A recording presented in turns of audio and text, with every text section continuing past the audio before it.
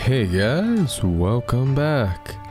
We left off inside of this village looking area after breaking a few rules and are probably down the path of getting everybody in our family killed. Let's get into it. The snow did not stop falling. The next day, he woke up early in the morning and ran off to the market to get his mother a birthday present. After passing rows and rows of shops, he finally settled on one that was selling hair accessories. Shopkeeper. A deep, sophisticated blue is quite the color in demand, young master. The shopkeeper cackled gaily, showing off an array of brilliantly blue ribbons. For you, young sir, I will sell 2 for the price of 1. In the end, he left the shop satisfied with his purchase. And we're back to the snow. When he approached a clearing, he was shocked to see Yuki lying flat on the ground, trying to reach for something in a large pit. He sped over immediately and grabbed her by the collar, causing them both to fall flat onto the snow. What do you think you're doing? She crawled up slowly to brush the snow off her kimono, looking slightly disappointed. He noticed the silver hairpins that she had worn the previous days were no longer there. Her black hair was flying all over the place from the wind. My pin. I dropped it into the pit. Still, you can't get it back like that. He realized that he was worried for her, and he was raising his voice in an effort not to burst out crying tears of relief. Leave it there, it's not worth risking your life for. Yuki.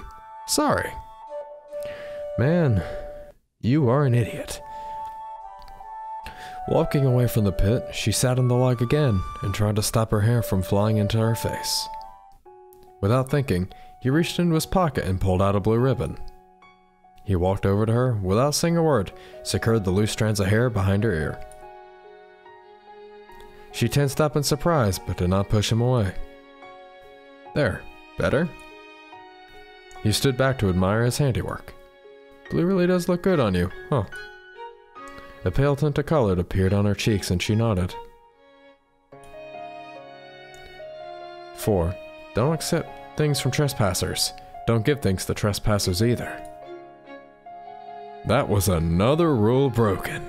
My guy, you are simping hard for this girl. Yet, he no longer minded as long as he could see her this happy. Watching her gently touch the ribbon near her ear, he grinned and leaned against the tree, waiting for her to say something about it. ... Thank you. You did not have to give it to me. What can I do to repay you?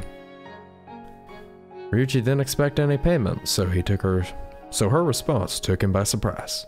However, there was a nagging question in his head that needed to be answered, and so he decided it was about time to muster the courage to ask her. You can start by answering a question of mine. I was wondering for a while now, your clothes don't seem like that of a common pappas. She froze, and he started to regret his statement already. Still, he pressed on, like the simp he was. What family are you from? I might have heard of the name. He paused, awkwardly. The Taira family. But you don't have to tell me if you don't want to. She did not look uneasy, as if she had suspected such a question from the very beginning, and she had no problem answering. It's okay, you don't have to tell me if you don't want to. Taira, no, Yukiri. Huh? My name. Something was wrong, but he did not know what. Only just then did the girl's words suddenly register, like a puzzle piece which clicked into place. Wait, Taira? Never, I repeat, never talk to those of the Taira family. You have doomed you and your family to eternal damnation. Maybe. Ryushi? He only just realized his mouth was gaping open. However, this time, the air felt dead. He could not even hear the sounds of the birds chirping. Ryuji barely knew who Lord Tamayoshi was, but how many times he had passed his father's chambers when he was standing up at night, oil lamp lit and shivering at his desk, struggling not to cry. How many times had he watched that and wished that things would have ended up differently for his father and his entire family, if they had no need to side from society after the rebellion. If his family hadn't had to live in fear of being discovered, Ryu? Don't trust her. She's one of the Tairas. The Taira clan humiliated us. We do not forgive. We do not forget. They are conniving, manipulative, and... Is there something wrong? Are you ill? What did your father tell you? It was repeated twice in the rules list. This is no small matter. You can break all the rules except for this one. This is serious. It is the only rule you must never break. They are enemies. Don't trust them. They'll kill you, and they'll step on your face laughing. Oh, for goodness sake, she's a 10-year-old girl. Still. It was against his morals to stereotype. And he's decided to break the rules for a girl. In the end, he hung his head shamefully, balling his fists.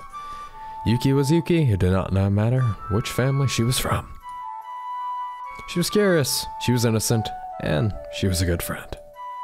He would not let such silly rules bind him from doing what he wanted anymore. After all, he was already guilty of breaking more than half of them. With that, he tried to settle down his thoughts.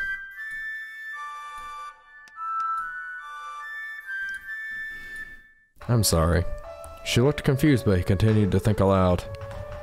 Yeah, the rest of the Tairas may be like that, but you're different. With those words, he broke into a wide smile. Huh? Her face, still flooded with confusion, slowly turned icy again as she looked down. It seemed the reason for the boy's dilemma had finally made sense to her. You don't like my family very much, do you? However, his decision was made and his answer was firm. It doesn't matter where you're from, Yuki. You're my friend and I like you, see? He grinned again and patted her on the shoulder. This time, she did not tense. Instead, she relaxed and turned towards him. So, how do you write your name anyway? Kiri, huh? Yuki looked at him with wide eyes, curious. Why don't you guess? You can't guess it, I bet. Hey, that's not fair. Yukiri, huh? Your Yuki is definitely the word for snow, I bet. The problem is the Ri. Is your name made out of the words for snow and lily? No? Or snow and pear? Richie clumsily laid a piece of scratch parchment from his scrolls on the swing. What are you doing? I brought my brushes today. I'll see if I can guess your name right. Ryushi dipped his brush in ink and started writing. Yuki watched him incredulously. Eventually, he wrote a list of names and held the paper up for Yuki to see. Oh, the only thing different is the last symbols. Yuki stared at all the guesses, her expression unreadable. So, did I get it right? Well, I'm bound to have gotten one right. Here, take them. Whichever's the right one, just keep that one.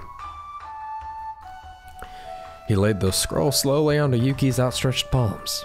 She picked it up delicately, afraid of ripping it. Okay. Ryushi puffed his chest out proudly.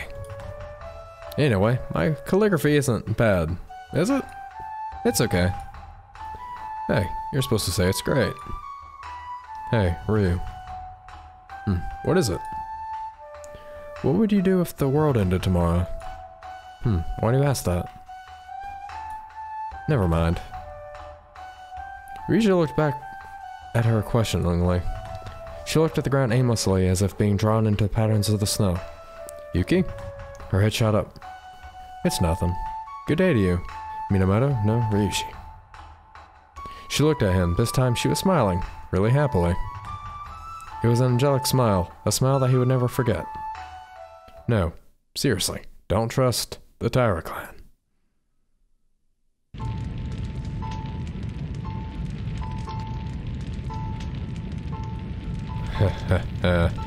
You, sir, are a simp and caused your whole family to die. This is a lie, right? This is a dream, right? I'll wake up. I'll wake up. I'll wake up and everything will be fine. It's only been a few weeks and yet everything had turned upside down. Why'd his family needed to hide? Ryuji hated himself for having such a simple, forgotten such a simple fact. Flames were licking the grand house all the way to the skies. And yet he could do nothing but watch, horrified, frozen as death cries echoed from the place he used to call home. He could not move. If he moved, he'd be caught and killed too, just like the rest of his family, by the ruthless, heartless Tyra clan. He realized that much too late. Footsteps approached his hiding place. Footsteps of a young child. He looked up and saw her. There, 3 meters away from where he hid, she watched him with a gaze of mock wistfully. He felt a horrible chill emanate from those dark eyes. The chill froze his entire body. Right now, the only thought clawing at his mind was that he was going to die. She's a liar, she's a murderer, she's a demon. She smiled, an angelic smile, which in such a situation would be the smile of a demon. It made his blood run cold as the fact finally registered in his mind. From the moment she stepped into the forest, she had planned for my doom. Yet he'd fallen so cleanly into that trap. Why? His voice was almost an inaudible croak. Perhaps at this moment, he still had a small shimmer of hope that the Yuki that was his friend did indeed exist, somewhere hidden within the demon that stood before him. Yet her cold face told him otherwise. As he searched the eyes of the girl he had once called a friend, he found nothing but emptiness. A Tyra man, presumably her father, approached her from behind and put his hands on her shoulders. He leered at the cowering boy with the girl's gaze continued to linger on him, motionless as cold, just like the snow. Murderer. You murderer, traitor, I'll never forgive you. He had no friend named Yuki. Everything was a cruel, cruel lie.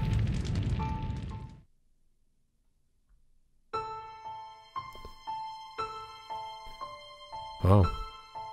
Are we in a prison cell? The final rule.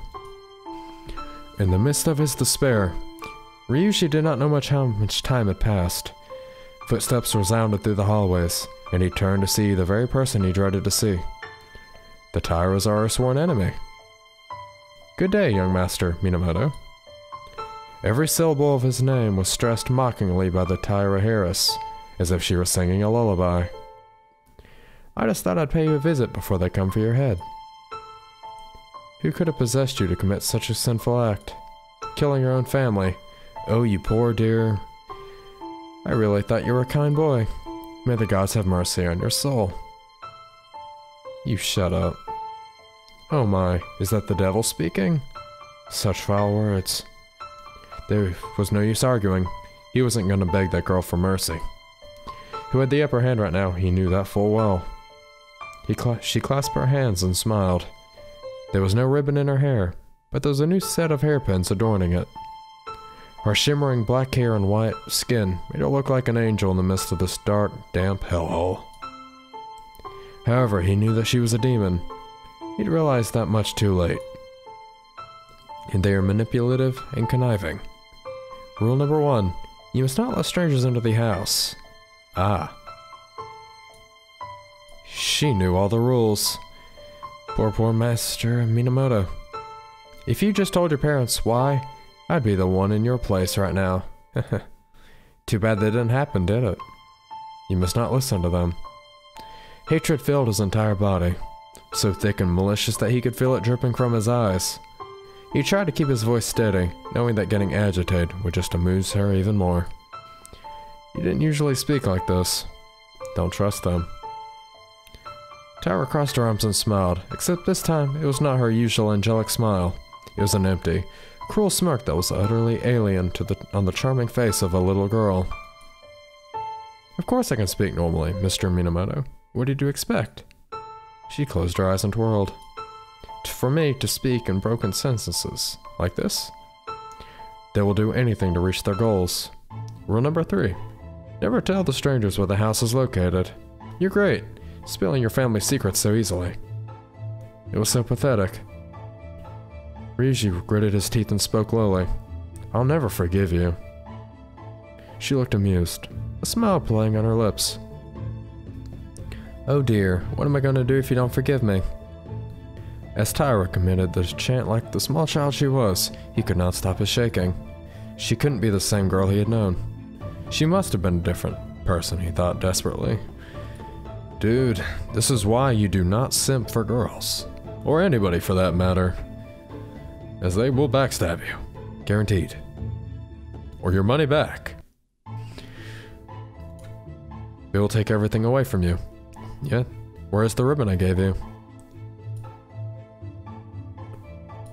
If that were the case, she won't remember any ribbon, he told himself desperately. An amused expression on her fine features. The Tairus killed Minamoto no Tamayoshi in cold blood. I dropped it. She shook her head in an expression of mock ruefulness before she smirked again. What were the chances of me keeping a ribbon that has been soiled by the tainted hands of a Minamoto anyway? Of course, I don't mean to insult you, so please don't be too harsh on me, Mr. Minamoto, okay? Another pure smile lit up her face as she clasped her hands, innocently like a young child begging for a cookie, and he felt his insides churn. Rule number 4. Don't accept things from trespassers. Don't give things to trespassers either. Sir, I'm returning this to you.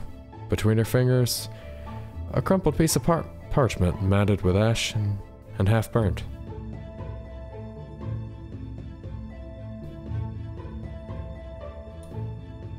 But you wrote my name wrong, so you see. It's Yukiri, not Yukiri. I'm sorry to ruin your dreams, but my name is more of a mist and fog variety than pretty snow pears or lilies you dreamt of. Also, my calligraphy is prettier than yours, and I'm sure you can see that by now. But his anger took over his fear, ignited by how betrayed he had felt. That betrayal fueled his hatred to no end. He truly thought she was his friend. He thought he cared for her.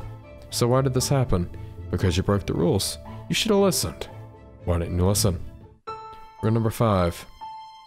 Never talk to those of the Taira family. See, you should have just ignored me after I told you my name. Instead, you went on and on talking about your family and all. It was so tiring to listen to. If I hadn't have been tasked to listen to your rambling, I would have just gone to sleep. She shook her head, smiling sadly. Ryuji was shaking. If he could just break out of here. Her smile faded. Her face was blank, unreadable. Was it frustration? Disappointment? Nothing. See, you should have just ignored me after I told you my name. Why didn't you, Ryuji? Her face looked as if she was blaming him for everything. Why would she be blaming him? Taira had won, hadn't she? However, she looked disappointed, dejected even. She looked down, absent-mindedly kicking at the gravel on the ground, clenching her fists. Yuki? Huh. With an elegant bow, she finished. Rule number 6. Don't trust the Kaira clan. Minamoto-kun.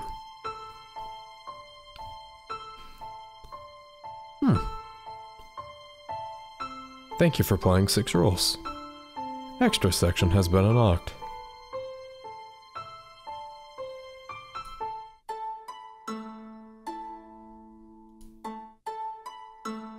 It would have been nice. Oh, this must be an alternate thing. It would have been nice if my name were written with the character for snow. But I was a foggy existence. The Taira clan has seen everything. We saw that Minamoto man when he was executed his own father with a sword. It was the Taira clan's fault that Minamoto no Tamayashi was killed. Lies, my grandpa said, all lies. They sure are disgusting. But we hide everything because we are kind. Hiding is painful, you know. Hiding in a fog. Taira no Yukiri. And slowly, the people changed. I didn't like it, my house.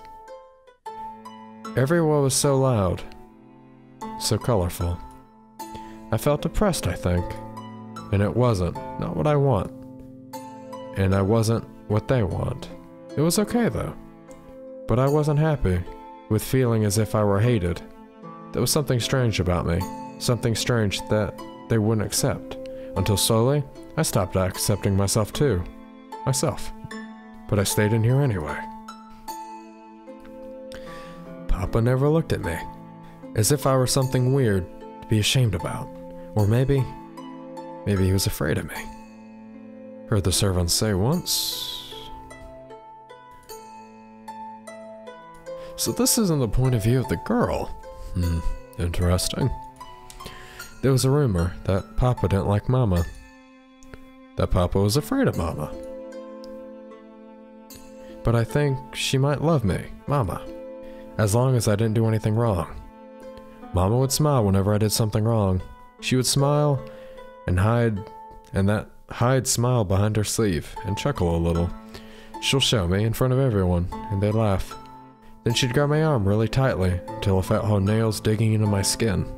"Don't do it again, Kiri-chan," she'd whisper into my ear, really close.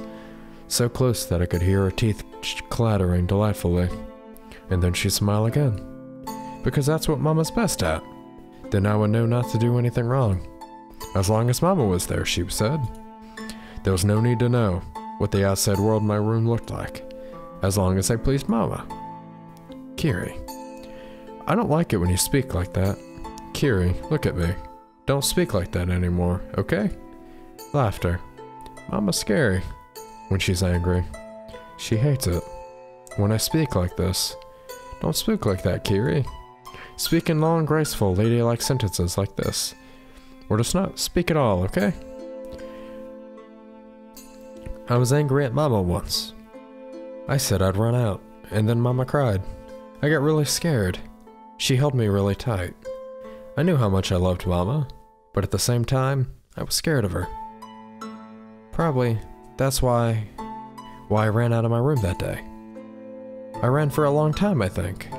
Then I got lost. The summer was hot that year. The rambles were sharp.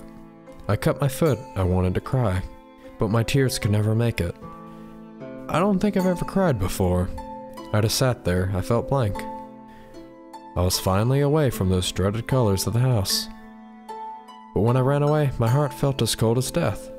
I couldn't stand the colors of the house, but without it I couldn't leave either. It was silly, so silly. My name was Taira no Yukiri. Taira always came first. Mama wasn't angry. In fact, she was scared. I knelt down on the floor. I wanted her to forgive me, but she didn't seem very angry with me at all. And then Mama hugged me again. Then she said, "Kiri-chan, your Mama was weak." I didn't believe what my Mama said. Mama was always so strong and capable. There was no way she was weak, right? Kiri, only you can understand what your Mama feels. I made a mistake when I was small.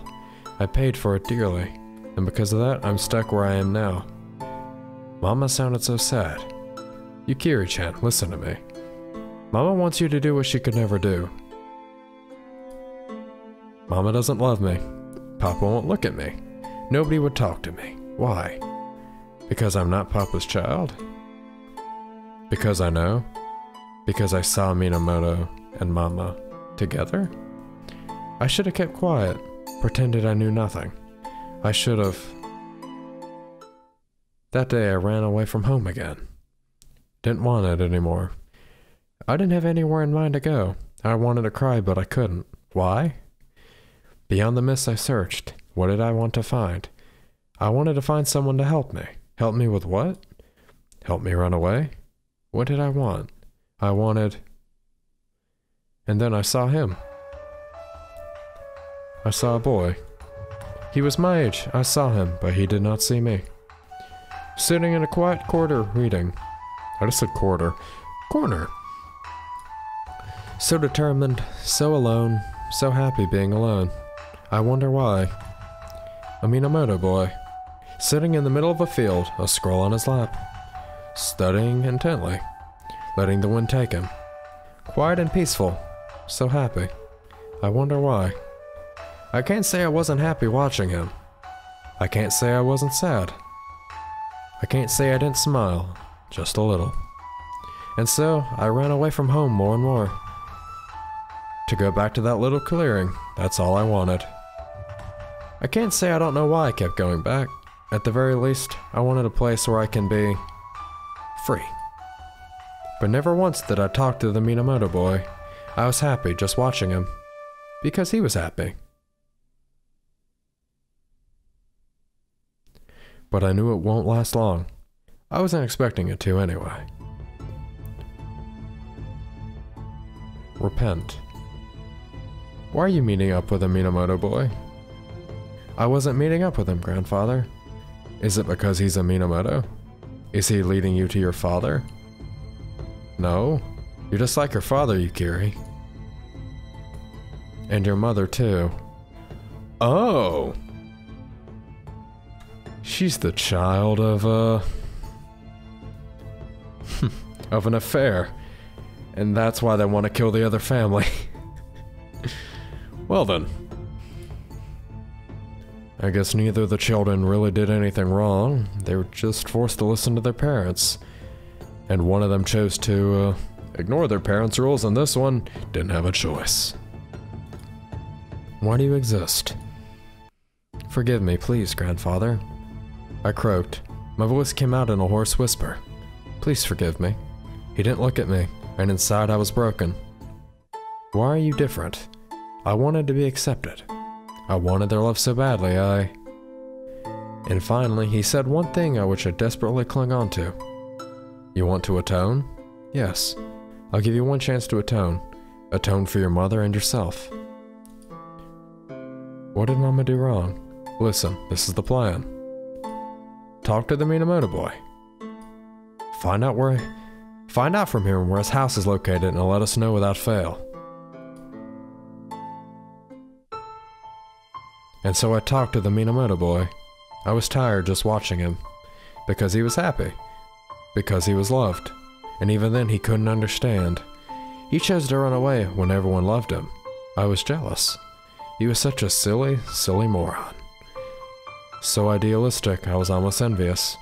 It was almost pitiful how he instantly concluded that my name has Yuki, the word snow in it. Because I knew, the ideal world of snow, away from all that noise and heat and colors, it doesn't exist to me anymore. Oh yeah, I've got something to show you. Something? I painted it this morning. It was a picture of a snow pear. It's getting crisp and golden. I guess I just wanted to paint something, that's all. So I drew a snow pear. Yukiri. For me? She sounded almost incredulous. For you. It's really pretty. Thank you, Ryuji. It would have been nice if my name were written with the characters for snow. But I was a foggy existence. The Taira clan has seen everything. And we hide everything because we are kind. Taira no Yukiri. My name. I wanted Mama to love me. I wanted to be accepted. But at the same time, part of me wanted Ryuji-kun to save me. To take me away from here. But that's asking too much, isn't it? Ryuji. At the very least, I wanted you to let go of my hand. When I almost fell into the pit, I didn't want you to catch me. When I told you who I was, I wanted you to say no, that you didn't want to see me again. I wanted you to tell your parents that you had seen me. I wanted you to chase me out of the forest when you first met me. I didn't want you to trust me, but you couldn't do any of those things. You broke the rules because you were a fool. Don't trust me, Ryuji. Don't trust me at all. But he didn't listen. He never listens, does he? He broke the rules. With that, my final hope for salvation vanished like mist. I didn't like it. My house. Everywhere was so loud, so colorful. I felt oppressed, I think. And it wasn't not what I wanted. And I wasn't what they wanted. But all that changed. And it's all thanks to Yukiri-chan. Yes, it's all thanks to Yukiri-chan. Oh, please recognize me. Recognize me, praise me, love me. Taira no Yukiri, she's here.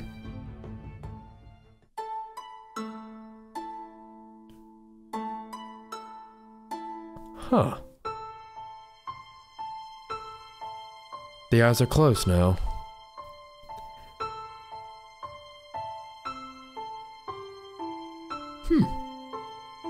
So, we have a idiot boy and a girl who just wanted love from her family, but their families were engaged in conflict because of an affair. And because of that, she listened to her family for attention, and he ignored his because, well, he was a simp. Well then. Kinda hoped there'd be a happier ending to this, but who knows? Maybe, just maybe, there is a better ending. Maybe in an alternate universe or something. I hope you've all enjoyed today's video. If you did, don't forget to hit that like button. If you didn't, thanks for watching anyway. Don't know what I'm gonna play next, but sure hope it's fun. I will see you all in the next video. And, as always, goodbye.